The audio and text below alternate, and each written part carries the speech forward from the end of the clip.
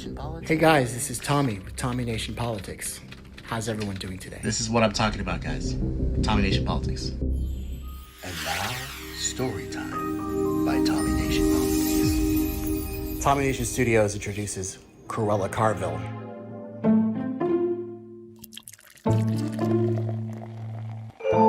So you both met Hillary about when I did, which is in the winter of '91. That's correct. What were your first impressions of her? I was scared of her.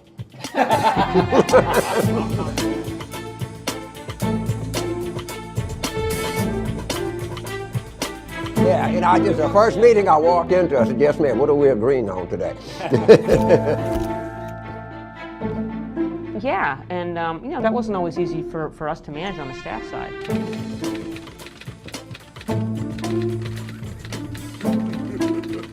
Front page of the New York Times this morning. I guess it is never too early. Look at it right here.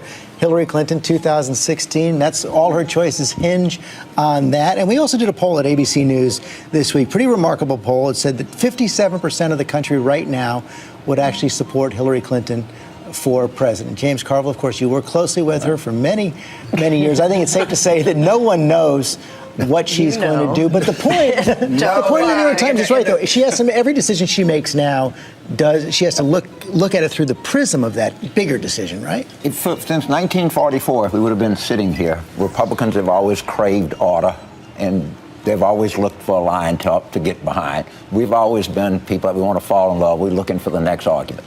This is entirely different. Every Democrat I know says, God, I hope she runs. We don't need a primary. Let's just go to post with this thing. We don't want to fight with anybody over anything. The Republicans, they need a fight. Somebody's got to beat somebody. Somebody's got to stand. Beating Herman Cain and Michelle Bachmann don't count. You got to beat somebody good. You got to go through the difficult process. You got to beat a ranked team. Yeah, you got to beat somebody. And the Republicans know that they need a primary. We don't want a primary. We don't want to be slugging this thing out in April. You know what? We got a pretty good demographic deck. We like winning presidential elections. She's popular. Let's just go with it. And the pressure on her is going to be enormous.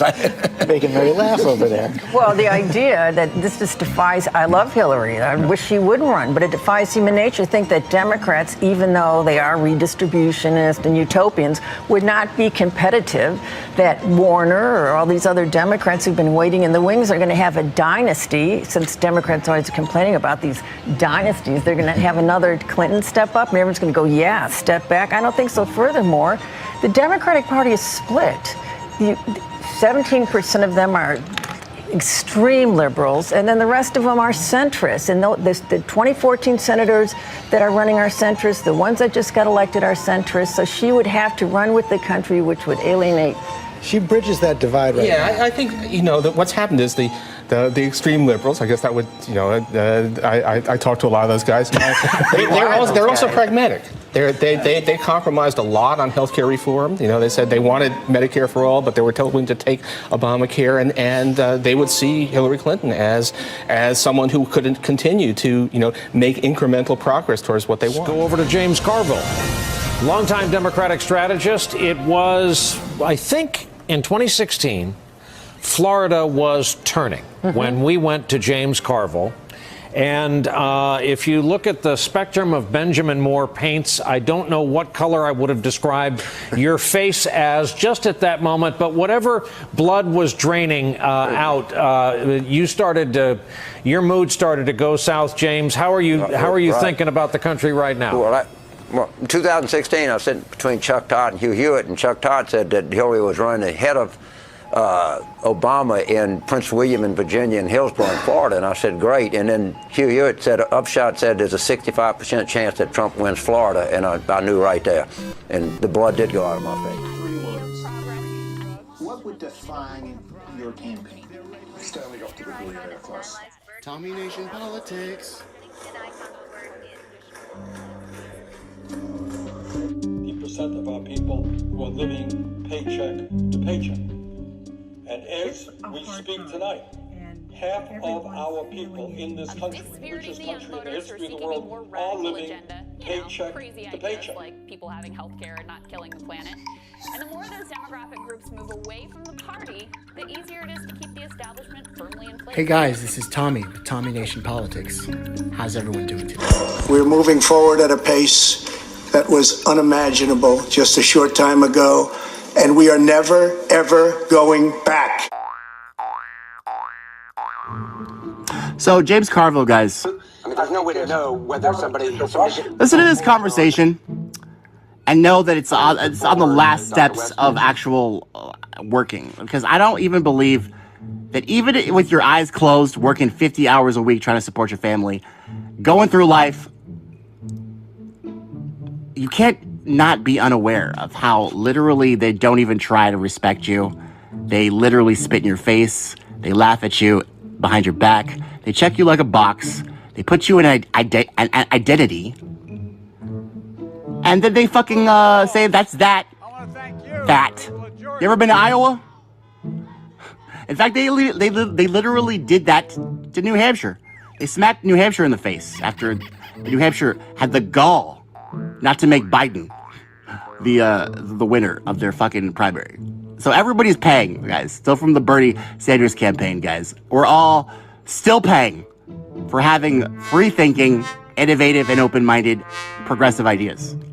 But listen to what Carville, these Democrats, listen to what they think about democracy and what they think about you and your destiny and your life and liberty and happiness, guys. Think about this. And ask yourself, does it reflect the principles and values that this country was founded?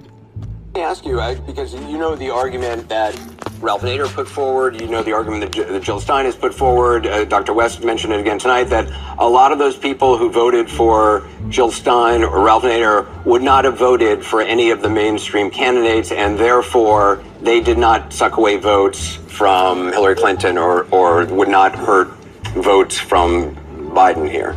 Oh, because that would just be so fucking sad. I mean, that would be a big deal. Taking votes away from Hillary Clinton and Joe Biden would be literally a spoiler. I have an idea, like, why don't these guys literally turn around, pretend to be servants of the people, and serve at our pleasure? You suck. Actually uphold the Constitution of the United States of America and enforce it. And come to us, their constituency, with the prescriptions and the conversations in the town halls. Why is it that we have to literally vote for why is it we have to vote for a fucking game show host? For you guys to stop fucking invading Syria? Have you asked yourself that? These guys are so busy talking about who's spoiling their stupid elections. They don't realize that they're literally giving cluster bombs to Zelensky.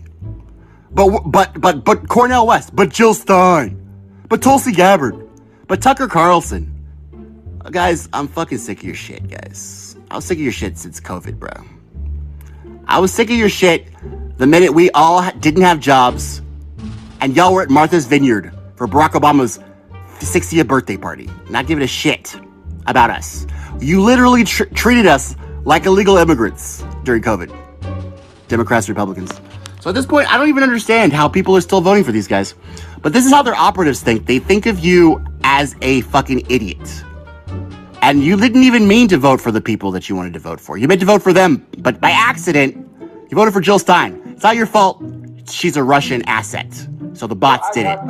They fucking made you confused. They confused your stupid ass. There's no way to know whether somebody could tell a pollster, oh no, of course I wouldn't vote for any other candidate, but who knows how people would vote. I can't disprove that. I can't disprove that. I can't prove that. I'm just saying bullshit, and I never fucking ever tell the truth, but it's cool. I'm just gonna search some more shit that's not true and outrageous. But literally, there's people on television that are supposed to be serious adults, like reporting the news. They're literally just gonna say things that are not, they can't even fucking back up. They just admit it. And they're gonna seriously go on to express more shit that they can't fucking back up. But listen to this, guys. This is the most trusted name in news, CNN, guys. Nor what I want to, but what I do. You gotta love this.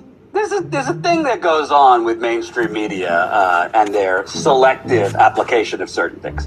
So notice here, Anderson Cooper references, people say, it's not people saying, there are polls, surveys, where people who voted for Jill Stein or other third-party candidates were asked, if this candidate wasn't an option, would you vote for the Democratic candidate or the Republican candidate?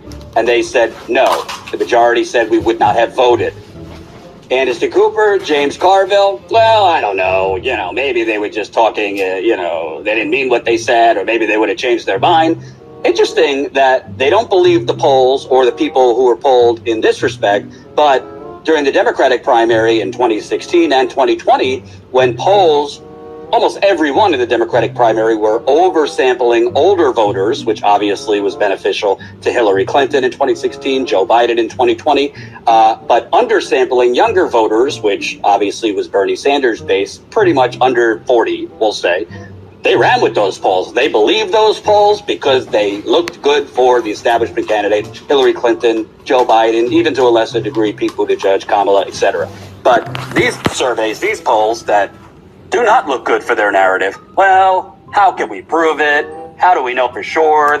How do we know for sure? Let me just tell you how we know for sure.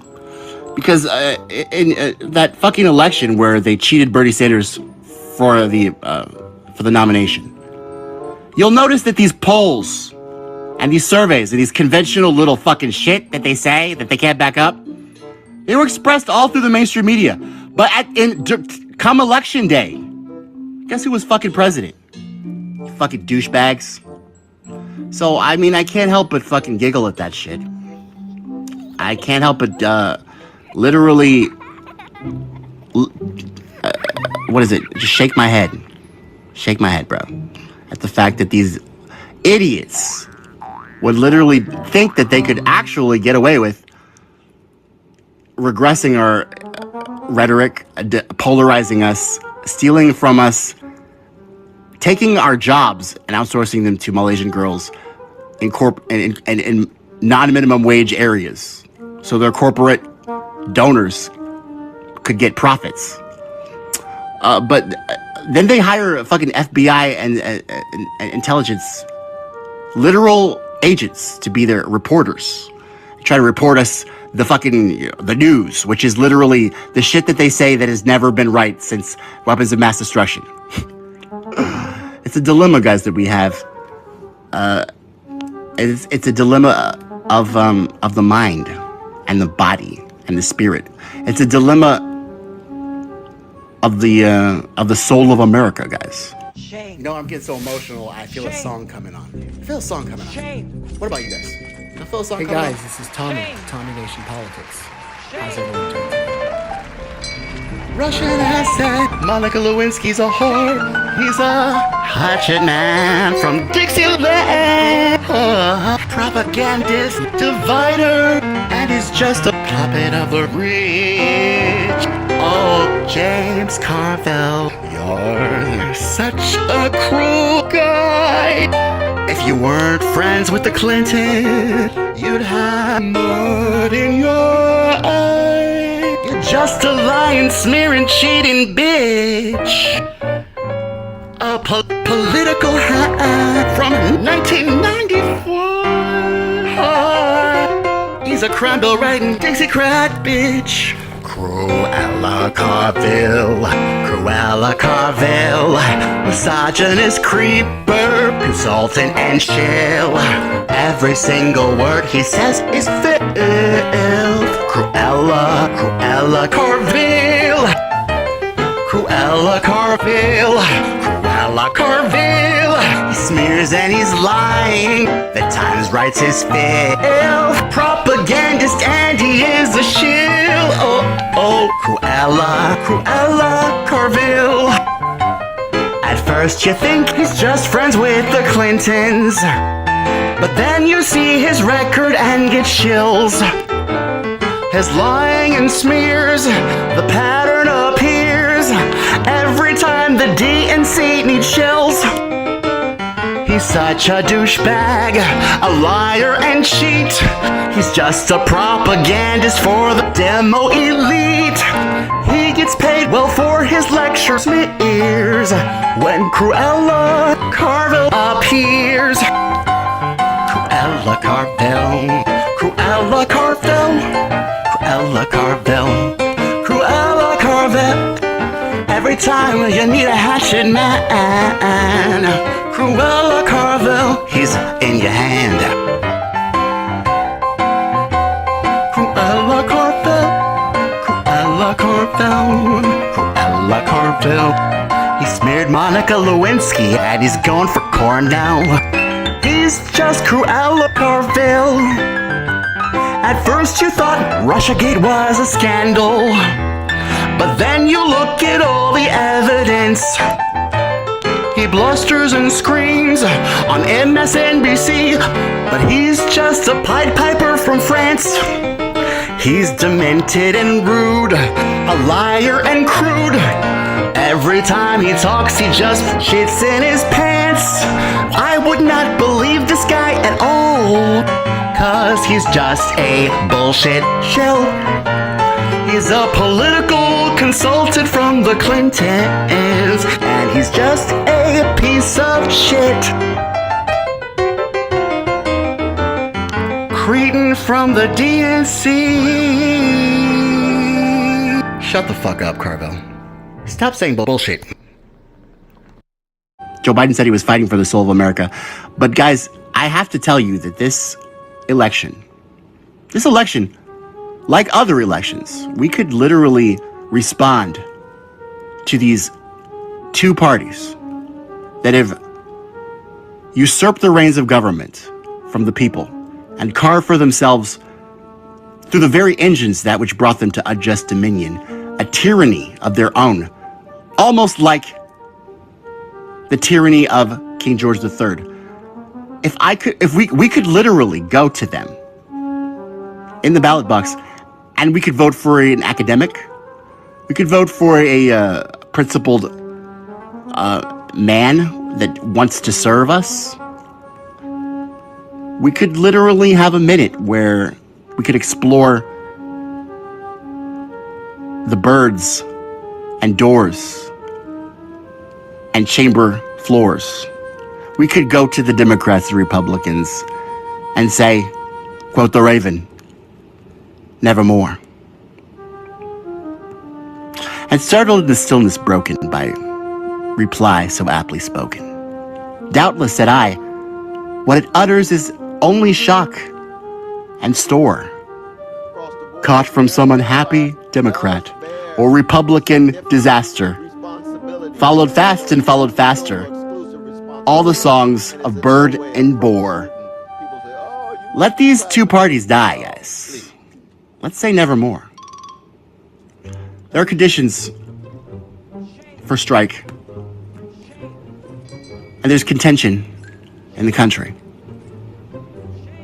Are we going to be able to stand and end the games of these fucking jokers? I'll see, guys. I'll see, and I'll be the ones telling you how like it is. With free thinking, innovative, and open-minded, new progressive commentary. Join us at our live stream tomorrow, Tuesday at 8 p.m. Central Standard Time. www.tommynationpolitics.com or facebook.com/tommynationpolitics. And there you have it, ladies and gentlemen.